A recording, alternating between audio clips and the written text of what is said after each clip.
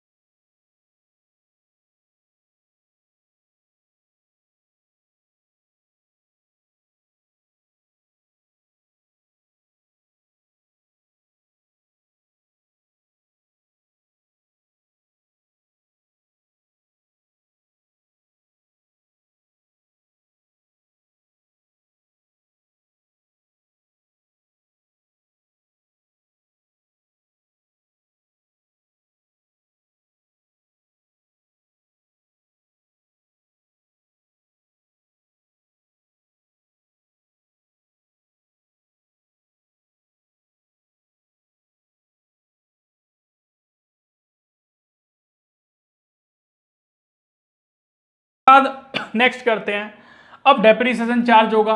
तो 31 मार्च 16 को bye depreciation 863 आया। क्यों आया? क्योंकि 9 मंथ का डेप चार्ज होगा। 1 जुलाई 15 से 31 मार्च 16 तक, जुलाई, अगस्त, सितंबर, अक्टूबर, नवंबर, दिसंबर, जनवरी, फरवरी, मार्च, 9 मंथ का। और वो 9 मंथ का डेप आता है 11,500 का 10%, 9 मंथ का 862.50, जिसको मैंने राउंड ऑफ कर दिया 863, 863 यहां लिख दिया। अब टोटल कितना है? 11,500 है, इसमें से माइनस कर दिया, 10,637 रुपए आ गए, 10,637 आ गया। इसको यहां नोट कर दिया 1 अप्रैल 16 को 10,637। इसके बाद बाय डेप्रीसिएशन, यहां जो डेप्रीसिएशन चार्ज होगा वो कंप्लीट चार्ज होगा 11,500 का 10%। इसका टोटल ये ज्यादा है 10,637, इसमें से माइनस किया तो 9,487 आ गया ये। इसी को यहां नोट कर दिया। टू बैलेंस ब्रॉट डाउन, क्योंकि 4 ईयर के लिए क्वेश्चन करना है। अगेन डेप्रीसिएशन चार्ज होगा 1150 ही चार्ज होगा, क्योंकि डेप इसी वैल्यू पे चार्ज होना है, क्योंकि मेथड फिक्स है। तो बैलेंस कितना बच गया? 9,487 में से माइनस किया 8,337 बच गया, ये यहां पे नोट कर दिया। अब आप ध्यान देंगे, अब यहां पे क्या हुआ, 30 सितंबर 18 को मशीनरी को सेल कर दिया। और सेल कितने का किया 30 सितंबर को? 6,500 का। तो बाय बैंक अकाउंट 6,500 का सेल कर दिया। यहां लिखेंगे 30 सितंबर 18 को सेल किया 6,500 का। अब ये देखना होगा 30 सितंबर 18 को इसकी वैल्यू कितनी है, तो ये कैसे आया? अब हम देख रहे हैं कि मशीनरी हमारी स्टार्टिंग में 11,500 की थी, उसके बाद 10,637 की रह गई, उसके बाद 9,487 की रह जाती है, उसके बाद 8,337 की रह जाती है। लेकिन ये वैल्यू कब है? 1 अप्रैल 18 को 8,337 वैल्यू है। तो 1 अप्रैल 18 को इतनी वैल्यू है। इस पर लेस करेंगे डेप्रीसिएशन 11,500 का, 10% 6 मंथ का होगा, क्योंकि 30 सितंबर 18 को सेल कर दी, तो वो डेप आता है 575। माइनस करेंगे तो ये वैल्यू आती है 7,762 30 सितंबर 18 को, और यहां लिखेंगे 30 सितंबर 18 को 7,762। तो मशीनरी तो हमारी 7,762 की है, लेकिन हम सेल कर रहे हैं 6,500 की, तो हमें लॉस कितना हुआ? 1,262 रुपए का लॉस हो गया। इसे यहां लिख देंगे। बाय डेप्रीसिएशन 575, क्योंकि 6 मंथ का है।